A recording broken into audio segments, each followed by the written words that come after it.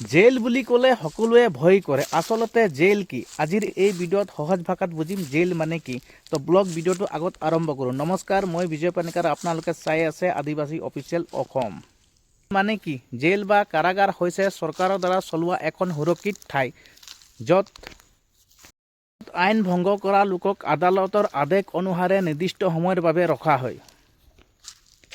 মানুহে জেল কিয় ভয় কৰে? স্বাধীনতা হেৰুৱা, নিজৰ ইচ্ছামতে ঘূৰিব নোৱাৰা, কথা ক'ব নোৱাৰা, নিজৰ পৰিয়ালৰ লগত আঁতৰি থকা, সমাজৰ বদনামৰ ভয়। জেললৈ কেতিয়া যায়? চুৰি, হত্যা, মাৰপিট, দুৰ্নীতি আদি অপৰাধ কৰিলে। কেতিয়াবা তদন্ত চলি থকা অৱস্থাতো জুডিচিয়েল পুলিচ কাষ্টাডি। জেল জীৱন কেনেকুৱা? আজিকালি বহু জেলত খাবলৈ ভাত, দাইল, পচলা, শুবলৈ ঠাই, চিকিৎসাৰ সুবিধা, কাজ শিকোৱা, চিলাই, কাঠমিস্ত্ৰী আদি শিকোৱা। কিছুমান ঠাইত পঢ়া শুনাৰ সুবিধা থাকে। অৰ্থাৎ জেল কেৱল শাস্তিৰ ঠাই নহয়। মানুহক ৰিফৰ্ম, ই মানুহক শুধৰাৰ ৰিফৰ্ম এক ব্যৱস্থা।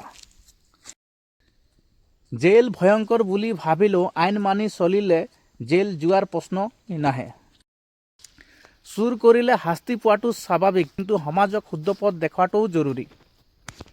ভয় জেলৰ পৰা নহয়, ভয় আইন ভংগৰ ফলৰ পৰাহে হ'ব লাগে। জেল বুলি ক'লে আমাৰ সমাজত বহু মানুহে আজিও ভয় খায়। বিশেষকৈ আদিবাসী আৰু চাহ জনগোষ্ঠীৰ বাবে জেল মানে এখন কাৰাগাৰো নহয়, ই দুখৰ ইতিহাসো। ব্ৰিটিছৰ শাসনৰ সময়ত বহু আদিবাসী চাহ শ্ৰমিকক ন্যায় বিচাৰ নকৰাকৈ জেলত ভৰাই থোৱা হৈছিল। সামান্য প্ৰতিবাদ, মজুৰিৰ দাবী বা অন্যান্যৰ বিৰুদ্ধে মাত মতা মানেই জেল। সেইবাবে জেলৰ নাম শুনিলে আজিও ভয় লাগি যায়। গতিকে ভিডিঅ'টো ভাল লাগিলে শ্বেয়াৰ কৰক, লাইক কৰক আৰু কমেণ্ট কৰক আৰু চেনেলটো ছাবস্ক্ৰাইব কৰক। আজিৰ ভিডিঅ'টো ইয়াতে সমাপ্ত কৰিছোঁ। ধন্যবাদ।